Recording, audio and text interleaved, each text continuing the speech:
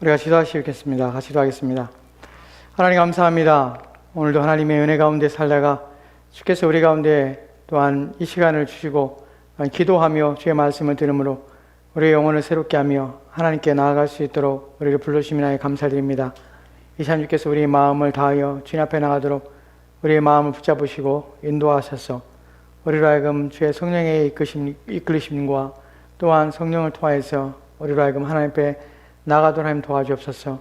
주의 말씀으로 우리 영혼을 새롭게 하시고 또한 진리의 말씀 우리를 붙잡으셔서 우리로 하여금 온전케 하시는 주의 능력과 힘을 하나님 이 시간 공급받도록 주여 도와주옵소서.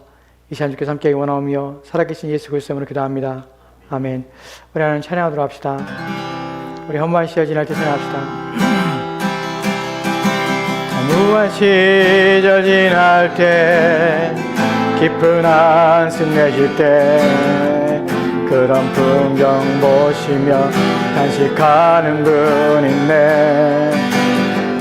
고와 같이 너희를 버려두지 않으리. 내가 너희와 영원히 함께하리라. 성령이 오셨네. 성령이 오셨네. 내 주에 보내신 성령이 오셨네. 우리 인생 가운데 친히 찾아오셔서 그 나라 꿈꾸게 하시네. 억눌린 자 갇힌 자 자유함이 없는 자 피난처가 되시는 성령이 계시네. 주의 법이 계신 곳에 참 자유가 있다네. 진리의 영이신 성령이 오셨네. 성령이 오셨네. 성령이 오셨네.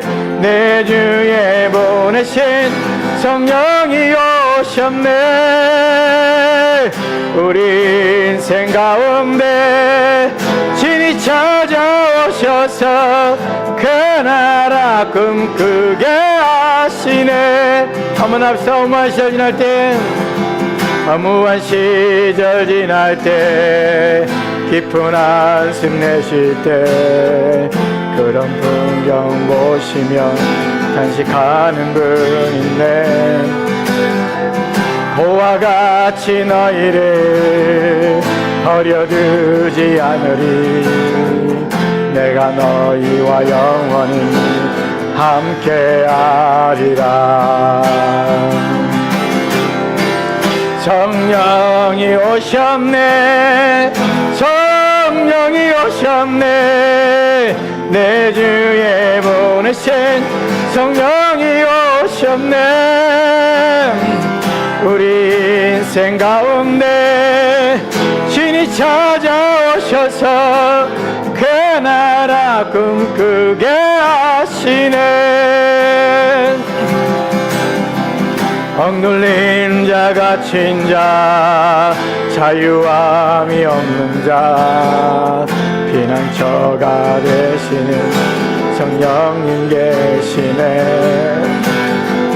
주의 영이 계신 곳에 참 자유가 있다네. 진리의 영이신 성령이 오셨네. 성령이 오셨네. 성령이 오셨네. 내 주에 보내신 성령이 오셨네. 우리 인생 가운데 친히 찾아오셔서 그 나라 꿈꾸게 하시네. 성령이 오셨네. 성령이 오셨네. 성령이 오셨네. 내 주에 보내신 성령이 오셨네. 우리 인생 가운데 신이 찾아오셔서 그 나라 꿈꾸게 하시네. 언제나 내 모습 너무나 부끄러워 무릎을 주님께 기도로 가오니 나 홀로 서 있는 죽은 내 영 깨우사 주님만 나를 깨워 내 영 살게 하소서. 주님 내 안에 주님 내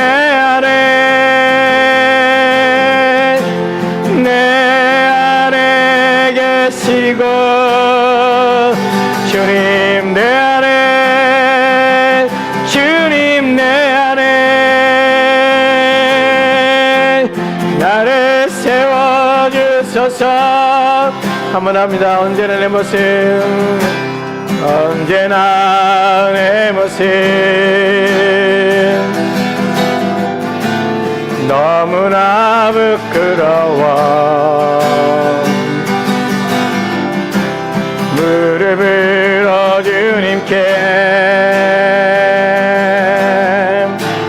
기도로 가오니 나 홀로 서 있는 죽은 내 영 깨우사 죽은 내 영혼 주님만 나를 깨워 내 영 살게 하소서. 주님 내 안에 주님 내 안에 내 안에 계시고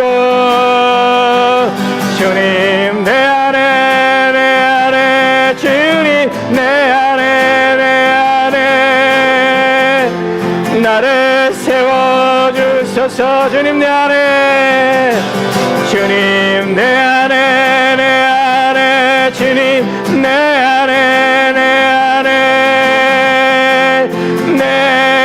안에 계시고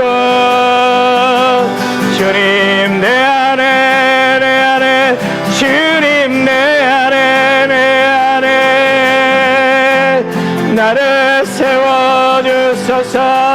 주님 내 안에 주님 내 안에 주님 내 안에 계시고 주님 내 안에 주님 내 안에 나를 세워주소서. 아멘. 같이 기도합시다. 시간 기도할 때 하나님 우리 안에 머무시고 우리 안에 계신 주님 이 시간 주님의 충만하심을 맛보게 도와주시고 우리 영혼이 주님 앞에 이끌림 받으며 또 우리 심령이 하나님을 더욱 사랑하며 주를 위하여 살고자 하는 의지와 결단들 또한 주님을 더욱 사랑하고자 하는 마음들 날마다 새롭게 되고는 의지들 또한 거룩한 삶을 살고자 하는 열망들 이런 것들 우리 안에서 일으켜 주시고 우리의 심령을 뜨겁게 하시고 우리 영혼이 주님을 인하여 목마르며 줄이며 가라도 주여 다도 도와달라고 이 시간 같이 함께 기도하도록 합시다. 같이 하겠습니다. 하나님 이 시간 우리가 주 앞에 나갑니다. 우리 온 마음을 다하여 열심을 다하여 내게 오라 말씀하신 주의 말씀을 듣고 순종하여 주께 나아가기 원합니다. 이 시간 주님께서 우리 마음에 충만히 임재하시고 우리 안에 거하셔서 또한 우리의 마음과 생각을 바르게 하셔서 더욱 우리 안에 차고 넘치는 열망과 소망함으로 우리의 영혼이 주님을 목말라 하며 또한 주님을 사모하며 주님을 사랑하는 마음이 우리의 영혼을 하나님 덮게 도와주옵소서. 우리의 심령이 하나님을 인하여 가난합니다. 우리의 마음이 하나님을 인하여 하나님 기운과 또한 목마릅니다. 주님, 우리 영혼을 채우시옵소서. 주의 넘치는 사랑과 은혜로 우리 영혼을 채우시옵시고 우리의 심령이 주님을 인하여 기뻐하며 즐거워하게 도와주시며 우리의 마음이 주님을 향하여 달려가며 또한 주의 은혜 안에 있기를 소망하며 날마다 우리의 심령이 주님을 향하여 나가도록 도와주시기 원합니다. 이 시간 주께서 우리의 마음에 우리의 주님을 채워주시며 또한 우리가 주님을 더 사랑하고자 하는 우리의 마음에 주의 사랑을 더 부어주시고 우리의 심령에 차고 넘치는 주의 은혜를 받아 우리의 마음이 주님의 열심을 주님을 향한 열심이 우리 안에 우리의 마음을 우리의 의지와 우리의 정서와 또 우리의 시선을 자극하여 주님을 더 알기 원하며 닮기 원하며 주님을 사랑하기 원하며 그리함으로 더 거룩하며 성결하게 원하는 우리의 마음 되도록 도와주옵소서. 쓰거진 마음들을 또한 냉랭하지 우리의 마음들을 켜주시고 하나님을 향한 열심히 우리를 삼켜 거주시고 주를 향한 열망이 우리의 마음에 가득하여 하나님을 위하여 살고자 하는 마음이 있게 일단 우리의 마음에 가득하게 하옵소서. 주 오샬에 가까웠음을 알고 또 우리가 주말날에 가까웠음을 알고 우리 인생에서 가장 귀하신 그리스도 예수를 알며 또한 그분과 함께하는 것들을 기쁨으로 알고 또한 그분의 참된 기쁨과 만족과 위로를 경험할 수 있는 귀한 은혜의 시간 되도록 주옵소서. 우리의 마음이 주님을 사모합니다. 우리의 마음이 주님을 기다립니다. 주님 임재하시옵소서. 충만히 역사하여 주옵소서. 우리 마음에 임재하신 하나님의 은혜를 경험하게 하여 주시고 또한 그 하나님의 능력과 위엄을 맛보게 도와주옵소서. 이 시간 주께서 우리의 마음을 다스려 주시며 우리 마음 가운데 함께하기 원하오니 주님 돌아보시옵소서. 운유가 자비하심을 도와주시기 원합니다. 주님 함께 하시옵소서.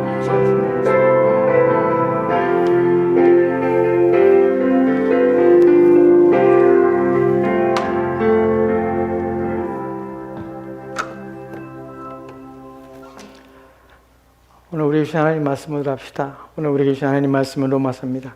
로마서 6장 17절 말씀 현재 말씀을 합시다. 로마서 6장 17절 말씀입니다.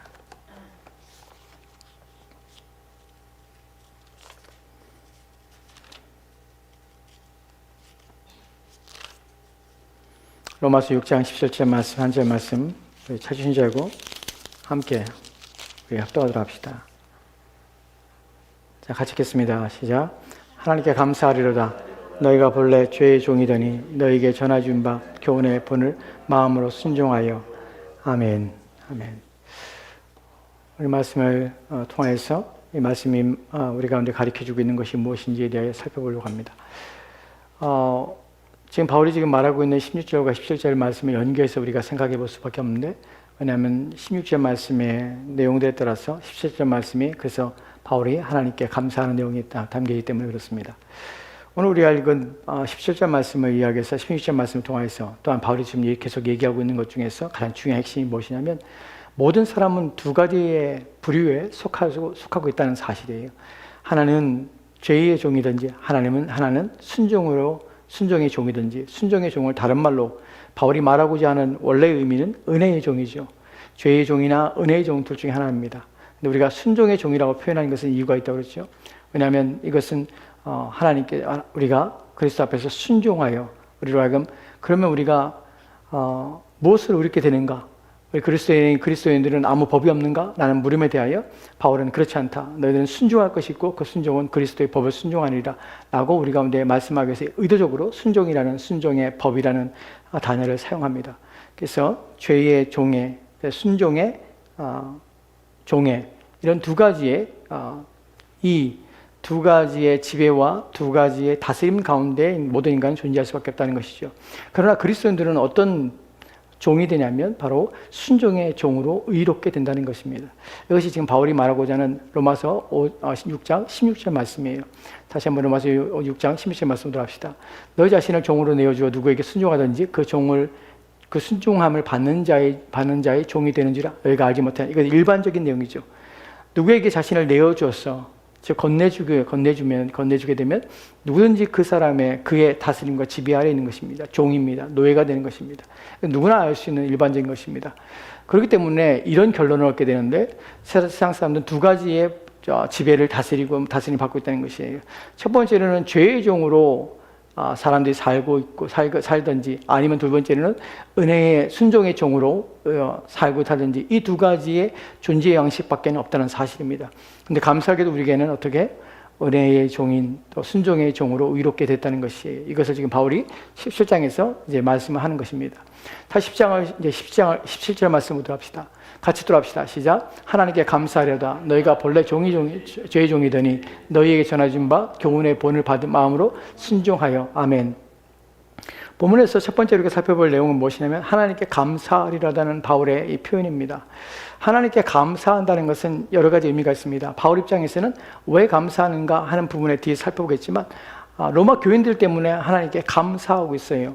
감사한다는 말은 다른 표현으로 하면 내가 만족하고 있다는 것이고, 이렇게 이루신 하나님, 이렇게 그들 가운데 로마 교인들에게 이렇게 베푸신 하나님, 그 하나님의 이런 좋은 상태, 하나님께서 찬송을 받으시고 영광을 받으실 만한 이런 때, 이런 모습들, 이런 상태에 있다는 것 때문에 바울이 하나님께 지금 감사하고 있는 것이에요. 그래서 이 바울의 마음에 만족함이 있고 기쁨이 있고 즐거움이 있습니다. 누구를 바라볼 때? 로마 교인들을 바라볼 때 그런 것이에요. 그래서 무엇이 그런 바울의 이 기쁨과 즐거움인가 하는 부분을 우리가 살펴봐야 되는 이유가 있습니다. 왜냐하면 바울이 지금 로마 교인들을 볼 때에 하나님께서 그들을 그런 상태에 둠으로 말미암아 바울의 마음이 만족하고 행복한 상태에 이르렀다는 것이에요. 그렇다는 의미는 지금 로마 교인의 상태는 하나님 보실 때에도 만족하는 것이며 하나님이 원하시는 상태에 놓여 있다는 사실이에요.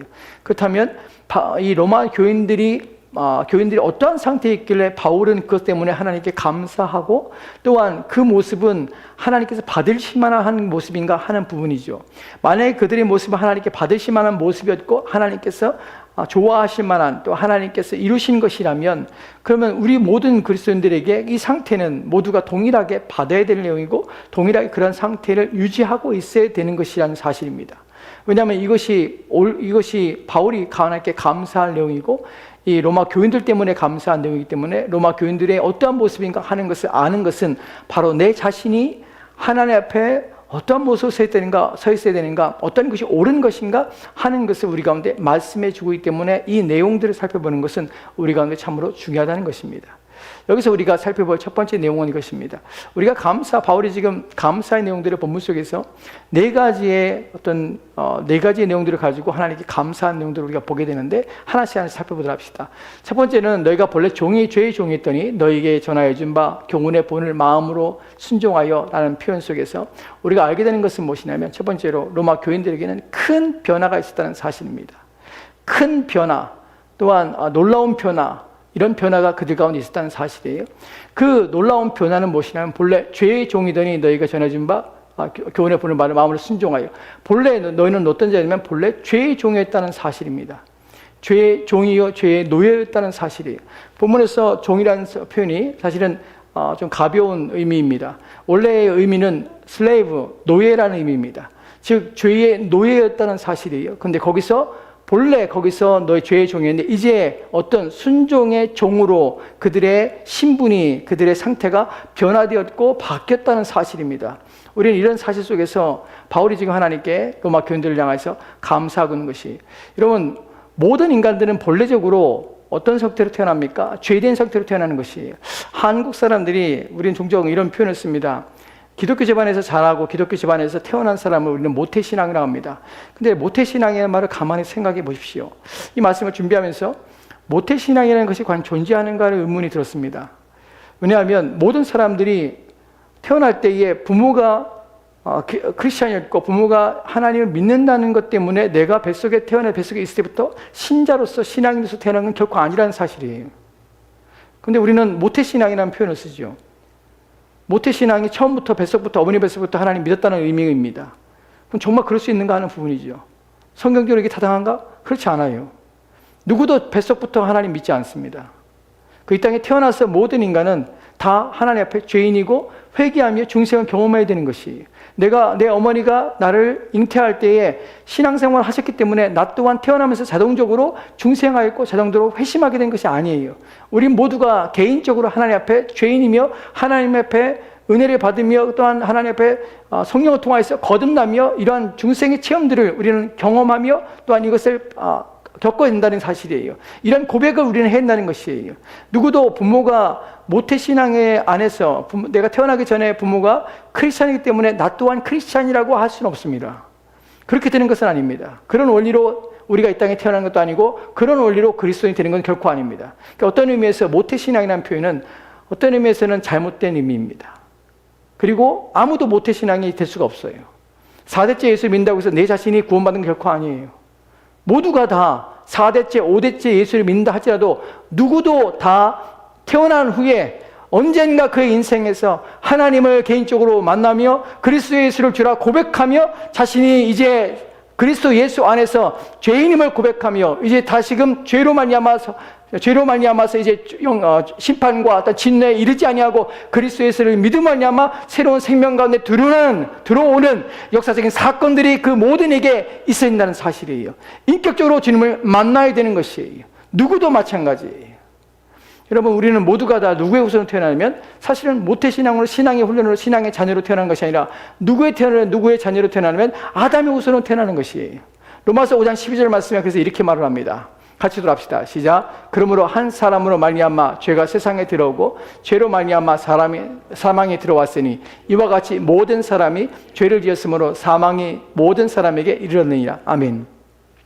그러므로 한 사람으로 말미암아 죄가 세상에 들어왔습니다. 누구를 말합니까? 아담을 말합니다. 아담으로 말미암아 죄가 세상에 들어온 것이에요. 인간 세계에 들어오게 된 것이에요. 그래서 죄가 들어옴으로 말미암아서 사망이 함께 들어온 것이에요.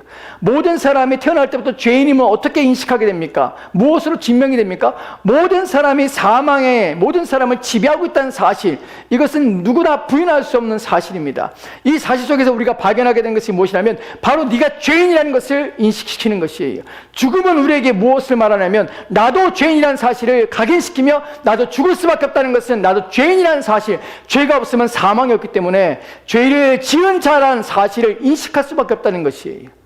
그렇기 때문에 우리는 모두가 다 죄인으로 태어나는 것이에요. 누구도 의인으로 태어난 자는 없습니다. 누구도 선하게 태어난 자도 없고 하나님 앞에 받을 만한 상태로 태어난 자는 없습니다. 모두가 다 죄인으로 태어나는 것이에요. 바로 그의 죽음이, 그가 죽어가는 것이, 그가 이제 죽을 수밖에 없는 것이 바로 그가 죄인임을 증언하는 것입니다. 그렇기 때문에 바울이 지금 말하고 있는 로마 교인들에 있어서 가장 중요한, 너희가 본래 죄의 종이었다는 것이에요. 누구도 본래 죄의 종이었던 자가 아닌 자는 하나도 없습니다. 저와 여러분 모두가 다 죄의 종이었습니다. 그런데 어느 순간에 그리스도 예수를 통하여서 주의 성령이 우리 가운데 부음받아서 우리 가운데 중생이라는 놀라운 경험과 놀라운 은혜를 우리가 덧입게 된 것입니다. 그 순간 우리는 그리스도인이 되었고 이제 더 이상 죄의 종이 아니라 은혜의 종으로 삶을 살아가게 된 것입니다. 이것이 로마 교인들에게 일어난 놀라운 변화입니다. 신자는 이런 변화 가운데 하나님 앞에 있는 것이에요. 왜 하나님께 바울이 감사하냐면 너희가 어떤 자냐면 본래 너희는 죄의 종이었다는 사실이에요. 우리가 끊임없이 잊지 말아야 할 것이 무엇이냐면 나는 본래 죄의 종이었다는 사실을 인식하는 것입니다. 자기의 신앙을 날마다 깨어있게 하고 또한 날마다 하나님을 향하여 나아갈 수 있는 그 동기와 또한 하나님의 은혜를 갈망하는 열망들은 무엇부터 시작되냐면 내가 본래 어떤 자리에 있었는가 하는 부분부터 시작합니다. 그것을 망각하는 순간 우리는 내가 받아고 내가 지금 누리고 있는 것을 마땅한 것으로 당연한 것으로 또한 하나님의 은혜에 대해서 그냥 그 모든 것들이 자연스러운 것으로 우리는 받아들여요. 절대 그렇지 않습니다. 하나님의 은혜는 결코 자연스럽지 않습니다. 내게 베푸시는 하나님의 호의와 사랑은 결코 자연스러운 것이 아닙니다. 내가 받을 만하기 때문에 하나님 주시는 것이 아닙니다. 오늘 하루로 사는 것도 하나님의 은혜 가운데 내가 하루 사는 것도 당연한 것이 아닙니다. 하나님의 은혜입니다. 우리는 본래 죄의 종이었습니다. 그 가운데서 나를 건져주셔서 하나님의 자녀로 입양시켜 준 것이에요. 그래서 그 은혜 때문에 내가 사는 것이에요. 이것을 망각하기 때문에 우리는 날마다 하나님 앞에 감사하지 못하는 것이에요. 날마다 당연한 줄 알아요. 오늘 내가 아무 일도 없이 사는 것이 당연한 줄 알아요. 오늘 내가 평안히 사는 것이 당연한 줄 알아요. 하나님께서 우리 가운데 베푸시는 것은 결코 당연한 것이 아닙니다. 나는 오늘 하루 어떤 일이 내가 감당치 못할 엄청난 일들이 내 인생에 덮쳐온다 할지라도 그것은 내게 당연한 것이지 특이한 것이 아닙니다. 하나님께서 은혜로 막아주시고 감당한 시험밖에 우리 가운데 허락하지 아니하시고 내 인생을 지켜주시는 것, 이것 때문에 우리가 사는 것이에요. 이것을 잊어버리는 순간 우리는 신앙의 자리를 떠나고 우리는 스스로 망각하여 스스로 높아져서 하나님 앞에 감사할지 모르는 그런 인생을 살게 되는 것입니다.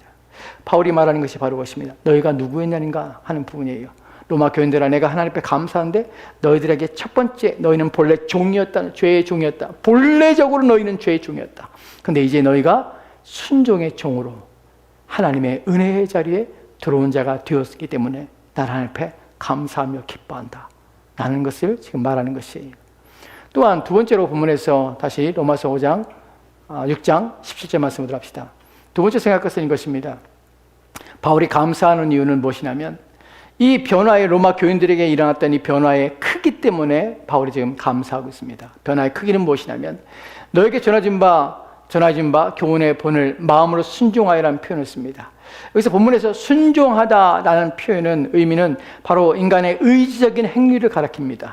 순종이라는 것은 의지를 내포하고 있습니다. 무엇인가를 행하고 있는 상태를 순종이라 하기 때문에 의지를 내포하고 있습니다. 그런데 이 변화의 크기는 단순히 의지, 어떤 행위만 하는 것 때문에 바울이 하나님 앞에 감사하는 것이 아니고 로마 교인들이 그러한 상태에 있는 것이 아니었습니다. 로마 교인들은 무엇이냐면 마음으로 순종했다는 표현을 씁니다. 마음으로 순종했다는 것은 마음이 가지키는 본문에서의 의미는 무엇이냐면 그들의 정서와 그들의 감정이 순종하고자 하는 마음으로 그들의 마음이 움직였다는 것이에요.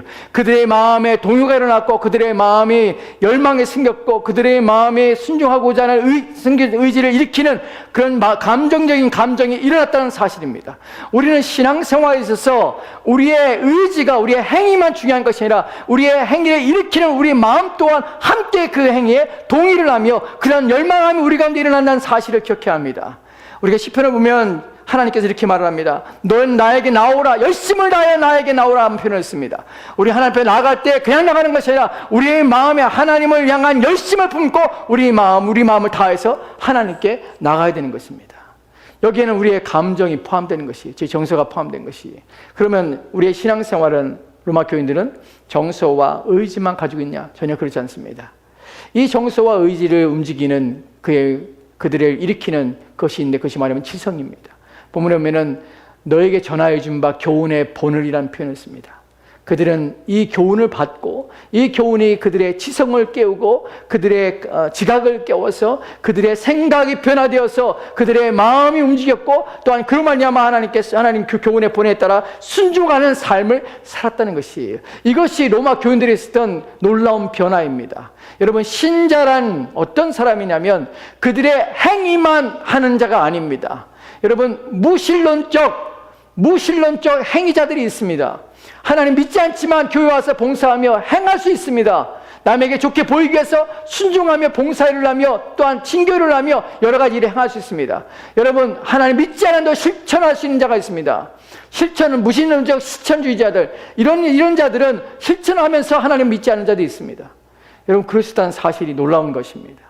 근데 우리 성경에서 우리 가운데 요구하고 있는 것은 행위를 요구하기 전에 그들의 마음의 움직임이 있어야 한다는 것이에요. 또한 그들의 마음은 무엇으로 움직이게 되냐면 자기 자신의 이익을 위한 마음이 아니라 하나님의 말씀에 굳건히 서서 그 말씀에 따르는, 그 말씀에 감화되고 그 말씀에 순종하고자 하는 그 말씀에 내 마음에 내 영혼에 그 말씀이 박히고 내 마음을 변화시킬 만큼 내게 주신 그 지각을 통하여서 내 영혼이 깨닫고 그 말씀에 따라서 내 감정을 움직이고 그리고 그 감정의 움직임에 따라서 행위가 나와 있다는 것이에요. 바로 전인격의 변화입니다. 신자의 놀라운 변화는, 또한 신자가 되는 탁월한 변화의 내용들은 무엇이냐면 신자는 감정만 움직이는 자가 아니라 또한 지성만 깨우는 자가 아니라 그의 전인격이 함께 한 묶음이 되어서 하나님의 말씀에 순종하며 그 뜻대로 살고자 하는 의지를 일으키는 그런 상태, 이것이 온전한 충성한 자의 모습이라는 사실입니다. 오늘날 사람들의 마음속에 어떤 부분들은 지각만 깨어서 지성만, 여러분, 지적인 호기심을 누리기 위해서 사람들이 성경을 배우고 익히는 일이 얼마나 다반사로 일어나는지 모릅니다. 여러분, 지성은 우리 가운데 성령께서 우리로 하여금 하나님 말씀을 이해하고 깨닫게 하시는 중요한 영역이지만 이 성령의 인도하심 받지 않은 지성은 우리로 하여금 성경에 대한 진리에 대한 호기심과 또한 그것을 지적인 또한 그 내용을 암으로 말미암아서 우리 마음에 만족함을 즐거움을 얻기 위한 수단으로 우리 지성이 사용됐다는 사실을 기억해야 합니다. 성경을 많이 알지만 그 사람의 실천과 삶에서 그들의 모습 속에서 그들의 마음 속에서 주님을 열망하며 사모하고자 하는 마음이 없다면 그들의 지성은 그들이 알고자 하는 것은 지적인 호기심을 충족시키는 자기 만족에 빠지는 것뿐입니다. 그렇기 때문에 아는 대로 우리의 마음은 움직여야 되고 또한 마음이 움직인 대로 우리의 삶은 살아내는 것이에요. 이 모든 것은 하나로 움직여야 되는 것입니다. 여러분들이 조심해야 할 것이 그것입니다. 지적인 호기심에 빠져서 그것에 만족하고 그것을 즐거움으로 낙으로 살면 안 됩니다. 여러분이 아는 것을 여러분의 가슴에 때리고 가슴에 때려진 것을 여러분의 삶에 실천하기 위해서 부단히 노력해야 되는 것이에요. 왜냐하면 신앙은 어디에 오냐면 전인격의 변화를 일으키기 때문에 그렇습니다. 로마 교인들은 그랬습니다. 그들은 전인격의 변화를 통해서 하나님 앞에 감사하게 된 것이 우리 또한 그래야 합니다. 이것이 바른 신자의 상태입니다. 무엇 하나 어떤 영역에서 부족하다면 그것은 내가 문제가 있다는 것이에요. 우리는 아는 대로 배운 대로 또한 들은 대로 그대로 살기 위해서 몸부림치며 살아야 하는 것이 신자입니다. 구원받은 온전한 상태의 성도입니다. 세 번째로 우리가 본문을 통해서 우리가 알게 되는 것은 무엇이냐면 우리의 주인됨, 우리의 소유권이 넘어갔다는 사실 속에서 큰 변화를 그들은 경험했다는 것입니다. 본문에서 우리가 알게 되는 것은 본래 너희가 죄의 종이더니 너희가 저에게 전해준 바 교훈의 본을 마음으로 순종하여, 본문에서 본래 죄의 종이더니 너에게 전해준 바 교훈의 본을 마음으로 순종하여, 이제 누구의 죄의 종이더니 누구에게로 이제 전해준 바 교훈의 본으로 마음의 순종의 종으로 이 소유권에 이전이 넘어갔다는 사실입니다. 이것이 왜 놀라운 것이냐면 우리는 죄의 심각성에 대해서 내가 그리스도인이 되었고 내 안에 일어나게 되며 또한 내가 일어났던 그 모든 사건들이 하나씩 되짚어보고 어떠한 상태에 있는지에 대하여 우리가 제대로 인식하지 못하기 때문에 이런 부분에 대하여 내가 어떤 변화 가운데 있어서 이것이 놀라운 것이구나 라는 것을 인식하지 않으며 하나님 앞에 감사하지 않는 경향이 있습니다. 여러분, 이 부분은 우리 가운데 왜 놀라운가 하면 우리는 결코 그런 상태에 있는 자들이 아니라는 사실이에요. 우리는 결코 죄의 종에서 벗어날 수 있는 상태에 있는 자들이 아닙니다. 우리는 죄에게서 사로잡힌 바 되어서 죄가 얼마나 강력한 힘으로 우리를 붙잡고 있었는지를 기억하지 않아요. 우리는 그 사실에 대해 영적인 일이기 때문에, 주님이 하신 일이기 때문에, 내가 한 일이 아니기 때문에 우리는 기억하지 않습니다. 근데 성경은 그 부분에 대하여 네가 하지 않은 일이지만 내 안에 일어난 것이 무엇인지 우리 가운데 말씀하고 있습니다. 네가 얼마나 강력한 세력과 강력한 힘의 능력 앞에 사로잡힌 자였는지를 우리 가운데 말씀하고 있습니다. 그것이 어디 나오냐면 누가복음 11장 21절과 22절 말씀에서 우리는 주님의 말씀을 통하여서 조금이나마 우리가 어떤 상태에서 벗어나게 되었는지, 우리 가운데 일어난 일이 무엇인지, 내가 하지 않았지만 우리 주님께서 하신 일이 무엇인지에 대하여 깨닫게 됩니다. 같이 기도합시다. 시작. 강한 자가 무장을 하고 자기 집을 지킬 때에는 그 소유가 안전하되, 더 강한 자가 와서 그를 굴복시킬 때에는 그가 믿던 무장을 빼앗고 그의 재물을 나누니라. 아멘. 아멘. 본문에 보면 강한 자가 무장을 하고 자기 집을 지키고 있습니다. 그때 어떻게 합니까? 그의 소유가 안전하게 됩니다. 강한 자입니다. 강한 자가 무장을 하고 있습니다. 강한 자가 강한 만큼 힘이 있는데 불구하고 그래서 누구도 못 건드리는데 이 강한 자가 또한 더 강하게 무장을 하고 있는 상태예요. 이것이 무엇을 말합니까? 죄가 우리를 지키며 또한 우리를 넘겨주지 않게 해서 모든 인간들을 지배하는 상태가 강한 죄가 무장을 하고 그의 소유를 지키기 위해서 애를 쓰고 있는 상태라는 사실이에요. 근데 이 강한 자에 대하여, 그러면 이 소유에 대하여 어떤 일이 벌어진 것입니까? 더 강한 자가 와서 그를 굴복시킬 때에는 그가 믿던 무장을 빼앗기는 것이에요. 그리고 그의 재물을 나눠주게 되는 것이에요. 여기서 더 강한 자가 누구입니까? 그 강한 자를 굴복시킨 자가 누구입니까? 강하고 무장한 자를 굴복시켜서 그 강한 자의 소유를 빼앗아서 그 소유를 취한 분이 누구십니까? 바로 예수 그리스도십니다. 우리는 본문에서 말하는 예수님의 말씀을 통해서 깨닫게 되는 것이 죄의 힘이 얼마나 강력한지, 우리로 하여금 죄는 우리를 결코 넘겨주지 않으려 하며 우리를 소유한 사단에 또한 결코 우리를 넘겨주고자 하지 않는다는 사실이에요. 잃어버리지 않으려 합니다. 우리는 이 일이 내가 만들어낸 일이 아니기 때문에, 내 힘으로 또한 내 능력으로 되어진 일이 아니기 때문에 우리는 이 일에 대하여 잘 모릅니다. 근데 무엇을 통하게 되면 죄를 인식하면 인식할수록 이 죄가 우리 가운데서 얼마나 끈질기게 또한 얼마나 강력하게 우리 가운데 역사하는 것을 우리가 보면 볼수록 무엇을 하냐면 내가 어떻게 저 죄의 세력에서 어떻게 건지를 받을 수 있을까 하는 것입니다. 왜냐하면 죄는 강한 자이며 무장한 자입니다. 그래서 나를 붙잡고 놓지 아니려 하는 자입니다. 그런데 주님께서, 더 강하신 주님께서 그 강한 자를 결박하시고 그 무장한 것을 해체시켰습니다. 그리고 그 무기를 빼앗으시고 나를 건져주신 것이에요. 자기의 소유를 삼으신 것이에요. 여러분, 세상 사람들이 이 세상을 더 아름답게 만들고 또 이 세상을 더욱더 선하게 만들고 좋게 만들려고 애렸습니다. 그런데 불구하고 이 세상 사람들이 죄인임을 무엇으로 입증이 되고 무엇으로 증명이 됩니까? 무엇이냐면 그들이 아무리 선하고 좋은 세상을 만들기 노력하지만 결코 하나님을 믿거나 그리스도 예수를 주로 고백하지 않는다는 사실이에요. 무엇 때문에 그렇습니까? 죄의 강력한 지배 때문에 그들은 결코 그 지배와 그 힘에서 벗어날 수가 없다는 사실이에요. 그리스도 예수가 아니었다면 우리 또한 이 강력한 자의 힘에 의해서 모두가 다 하나님의 진노와 심판에 빠질 수밖에 없는 상태였다는 사실을 우리는 기억해야 합니다. 우리는 어떤 자였습니까? 강한 자가 무장하며 우리를 지키던 자였습니다. 그래서 어느 누구도 우리를 그곳에서 건져낼 수 없는 상태에 놓였던 자입니다. 그리스도께서 우리를 건져내신 것입니다. 우리가 이 사실에 대하여 고린도후서 4장 3절과 4절 말씀을 통하여서 우리가 보게 되는데 같이 읽도록 합시다. 시작. 만일 우리가 우리의 복음이 가리웠으면 망하는 자에게 가려진 것이라. 그 중에 이 세상의 신이 믿지 아니하는 자들의 마음을 혼미케 하여 그리스도의 영광의 복음의 광채가 비치지 못하게 함이니 그리스도는 하나님의 형상이니라. 아멘. 만일 우리가 복음이 가리웠으면, 누구에게 복음이 가려졌다면 망하는 자에게 가려진 것이라. 그 중에 이 세상의 신이 믿지 않은 자들의 마음을 혼미케 하고 있다는 것이에요. 왜 사람들이 그리스도 예수를 믿지 못합니까? 왜 믿으라고 말하는데도, 복음을 전함에도 불구하고, 왜 오랜 시간 동안 복음에 노출되었음에 불구하고 왜 그들은 그리스도를 믿지 않고 여전히 하나님의 말씀에 순종하지 않는 것입니까? 왜입니까? 왜 그들에게는 복음이 가려진 것입니까? 왜 그들에게는 복음이 전해지지 않는 것입니까? 이유가 무엇입니까? 모든 자들이 그렇습니까? 망하는 자들에게 가려진 것이에요. 또한 그들이 보지 못하고 듣지 못한 무엇입니까? 믿지 못한 무엇입니까?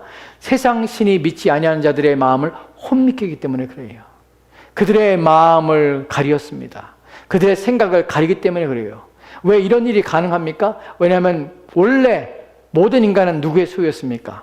타락한 모든 인간은 사단의 소유이며 사단이 지키고 있는 자였기 때문에 그렇습니다. 사단의 지킴과 사단의 다스림 속에서 인생을 살다가 그렇게 죽어야 마땅한, 그래서 이성 없는 짐승처럼 이 땅을 살다가 끝내 하나님의 진노와 심판에 빠질 수밖에 없는 자들이 우리 모두였습니다. 근데 그 중에 하나님께서 특별한 은혜로 말미암아 나를 사랑하시고 나를 불러주시며 나를 구원하시길 원하셨다는 사실이 내게 은혜입니다. 그리고 이런 것들은 나로 말미암아 된 것이 아니라 하나님의 부르심과 또 하나님의 기뻐하심을 통하여서 내 영혼이 하나님 앞에 부르심받아 이 강한 자의 결박에서 나를 해방하시고 나를 건져했다는 사실입니다. 이것은 놀라운 일입니다. 내 힘으로 내 능으로 된 것이 아니라 오직 주의 은혜로 되어진 것입니다. 이것이 기적과 같은 일인 것입니다. 이것 때문에 하나님 앞에 감사하는 것입니다. 우리는 잊지 말아야 합니다. 우리는 어떤 상태에서 우리가 구원받았는지 잊지 말아야 하고, 또한 우리를 지키던 자가 왜 세상 사람들이 왜 저렇게까지 예수를 안 믿을까? 왜 저렇게까지 끝까지 저렇게 하나님에 대해서 반역하며 저렇게까지 끝까지 완악한 마음을 가질까? 그런데 그 사람을 보면 누가 보이냐면 내가 그랬다는 것이에요. 내게 주의 은혜가 없었다면, 하나님께 내게 은혜를 베풀지 않았다면, 내 영혼을 불쌍히 여기지 않았다면 저 완악한 모습의 완악한 자가 바로 내가 바로 저런 완악한 자였다는 사실이에요. 근데 그 완악함을 꺾으신 분이 누구시냐면 바로 주님의 은혜입니다. 그 끝까지 돌같은 마음을 가지고 굳어진 마음을 하나님을 대적하며 배반하며 반역한 자가 누구냐면 바로 나인 것이에요. 하나님께서 내게 은혜를 베풀어 주셔서 나로 하여금 하나님의 음성을 듣게 하시고 그분 앞에 굴복하게 하신 것이에요. 이것이 은혜입니다. 이것 때문에 바울은 로마 교인들 때문에 감사하는 것이에요. 마지막으로 우리가 로마서 6장 17절 말씀에서 마지막으로 보게 되는 것은, 그러면 어떻게 이런 큰 변화와 이런 새로움을 경험하게 되며 새롭게 될 수 있는가 하는 부분에 대하여 말씀을 전하고 마치도록 합시다. 본문에 보면 본래 주의 종이더니 너에게 전해준 바 교훈의 본을 마음으로 순종하라는 표현을 씁니다. 본문에서 너에게 전하여 준 바 교훈의 본을 이라는 표현 속에서 본문에서 우리가 알게 되는 것은 교훈의 본을 이라는 말의 의미입니다. 어떻게 사람들이 새롭게 되며 어떻게 변화가 일어난 것입니까? 무엇을 통하여 그들의 인생이, 그들의 전인격이 변화가 일어났고 새롭게 된 것입니까? 바로 교훈의 본 때문에 그렇습니다.